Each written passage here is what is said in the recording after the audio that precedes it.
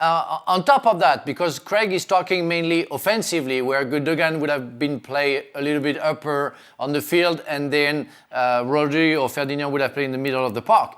But also defensively, we said so many times this season, well, finally Manchester City have the player to defend. But in order to defend well, and I know I play with Didier Deschamps, I play with Dennis Wise, I play with so many fantastic defensive midfield players, and this is why I'm not naming Craig, but they done the difference because Rodri or Fernandinho did help Ruben Dias and John Stone. And today, on the action that we see where Chelsea scores, there is a big no man's land where you don't see anybody. You don't see a midfielder from Manchester City. And it's maybe why Mason Mount is allowed to make that fantastic pass. But that's a detail that I'm talking about every time in football. That you make the wrong choice and you're punished for it. Jurgen, what was he thinking?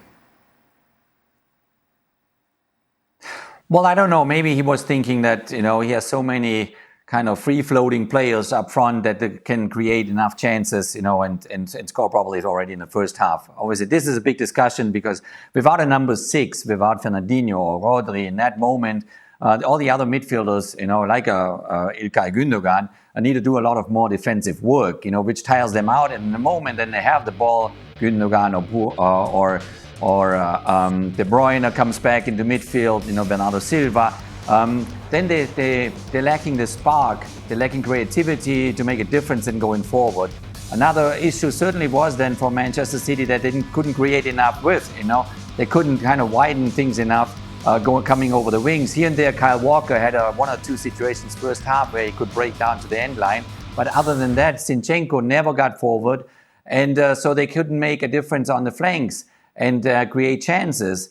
And certainly this is a tactical fact that we love to discuss. And I think that also Pep Guardiola probably will look back and says, yeah, that decision I had made, should have made it differently. Fernandinho has, look, this is always, that's what we do. We analyse after the fact, managers make choices. And we saw Tuchel make some choices in the FA Cup final and it didn't work for them, they lost. And but I am shocked today by this one, primarily because after last season, going out in the Champions League as they did, having the season they did in the league, we were all saying, right, what part of the game do City need to have a good think about defending, right? But that was not just Ruben Dias, it was a defensive midfielder in front. But let me tell you something, Fernandinho has made a career of filling in for people's mistakes, whether it be a full-back not tucking in like Zinchenko. He's made a career of filling in there. But mark my words, playing a Fernandinho or a Rodri was not making Man City less efficient going forward today.